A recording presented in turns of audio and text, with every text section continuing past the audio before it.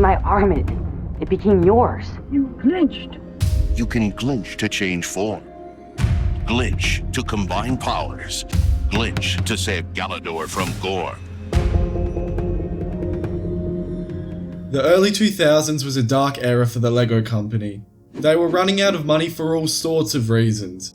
Overspending on products, massive projects like Legoland, a lack of innovation within its portfolio, and the list goes on. But most notably, the turn of the 21st century resulted in a terrifying realization for them. No one wanted to play with Lego anymore.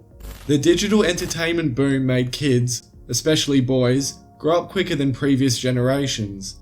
They weren't interested in plastic bricks anymore. They only wanted video games and television shows, alongside their favourite characters made into toy figures. Except this wasn't the case, as we've come to find out 20 years later that Lego is once again the most popular toy across all ages and genders, and has been so for many years. Unsurprisingly, Lego were too naive to even consider improving their product after a decade of stale and repetitive ideas. Instead, they looked at their famous plastic bricks, you know, the ones that can literally create anything you desire, and said, what if we got rid of them? After their genius idea, they fired most of their veteran designers, people who had been working at Lego since the 70s, creating iconic themes like space, castle, and town, and replaced them with 30 young designers who were fresh in the workspace and had no idea what to do with a Lego brick.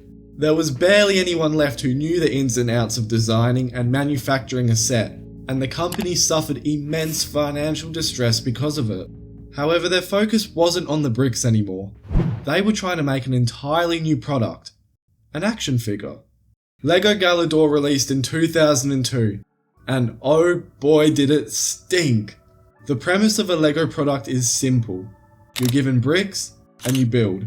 You can let your imagination run free, or you can follow the instructions. Simple, right? With Galidor, this entire idea was thrown out the window. Almost every Lego product since the 1950s is compatible with each other, and I say almost because Galidor exists.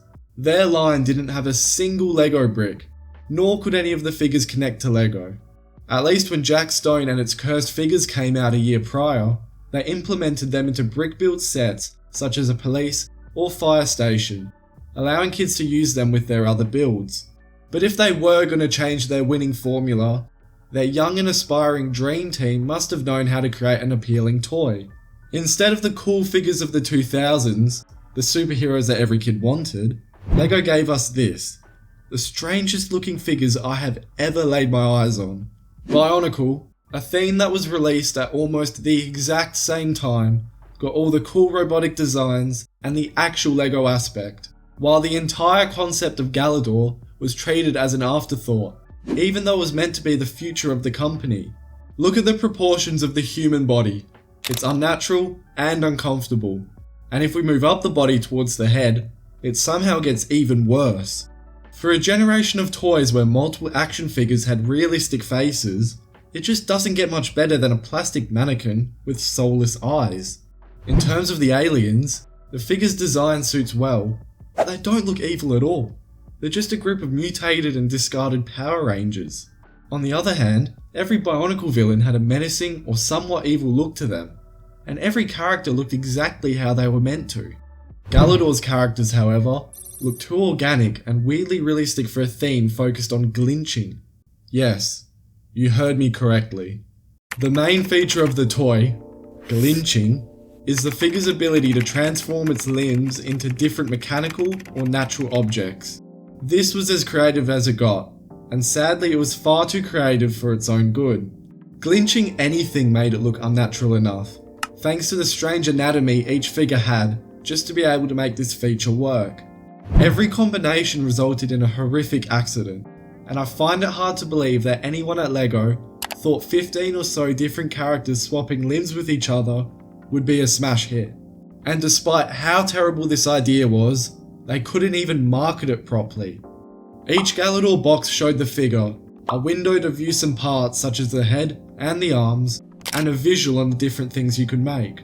Imagine seeing this on shelves as a kid, thinking it's Lego, opening it at home, and realizing he got an action figure that has no compatibility with any other LEGO set, while having zero idea what it does.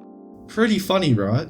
Obviously that's a bit dramatic, but they didn't do themselves any favours by only providing clues on how to build it.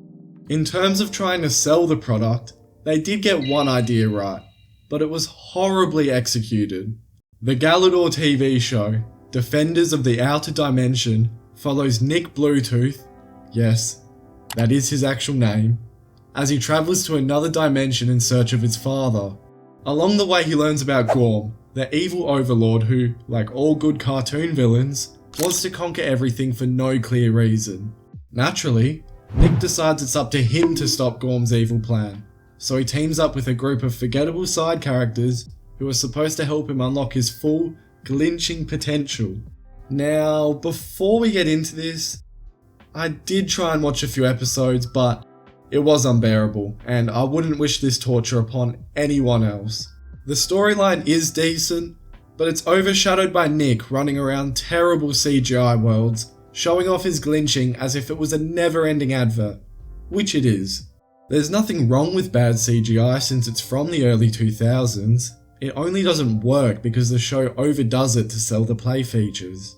Every fight scene was slow and clunky, with effects that didn't leave an impact, alongside terrible acting and dialogue, and each line just felt forced and out of place, resulting in most kids changing the channel, and that's if they were even watching in the first place.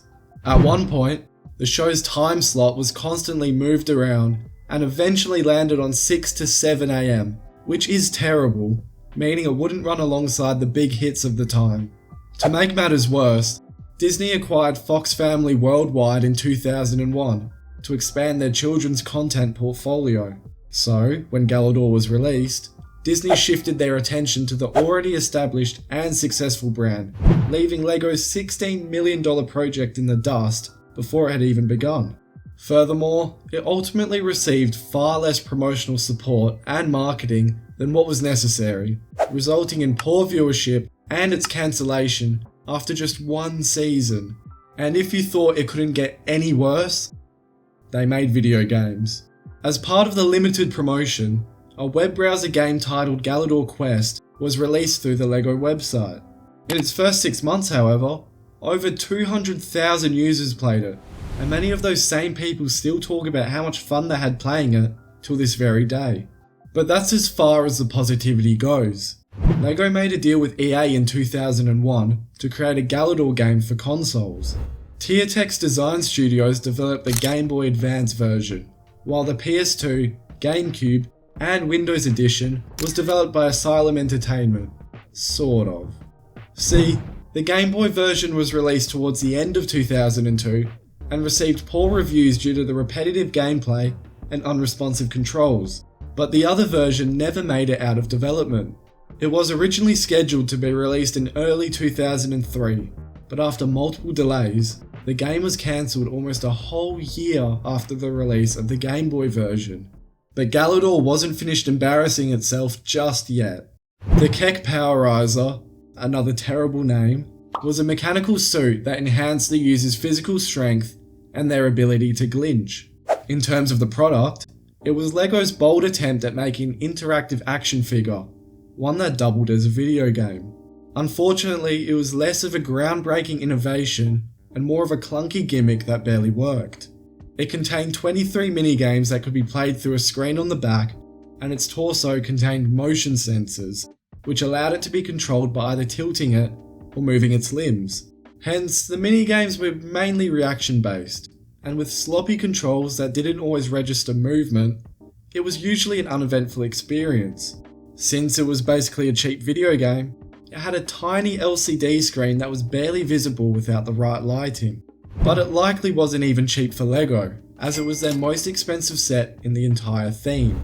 The glitching feature of the figure was somehow more of a letdown than any other set, as there wasn't really one at all. All you could do was switch the head, which isn't even considered glitching, nor did it have an effect on the minigames. However, it did play an important role in arguably the most interesting feature of the toy. The Kek Powerizer would listen for hidden audio cues that would trigger certain voice lines, encouraging kids to find as many as possible in either the show or the video games. If you use the Yen's head while watching the show, you'd get voice lines encouraging the heroes, but if you used the Gorm head, you'd get evil lines when the heroes were in trouble. Although this was an extremely innovative marketing tactic, it's difficult for it to be successful when no one actually watched the show. Even if Galidor was successful, I can't imagine the figure having much success or longevity once the show was over due to its reliance on each new episode. But since it wasn't, almost every single product from the theme was dumped in a discount bin within months of the show airing. Galidor was an identity crisis for LEGO. They strayed from their core strength, the plastic brick, and tried to become something they weren't. The entire theme was a misguided attempt to chase trends rather than improving what they already did best. And 20 years after their near bankruptcy, which Galidor contributed greatly towards, they're thriving as the #1 toy company in the world. But that's what makes it such an important failure, because it shows exactly what happens when LEGO forgets what makes them great.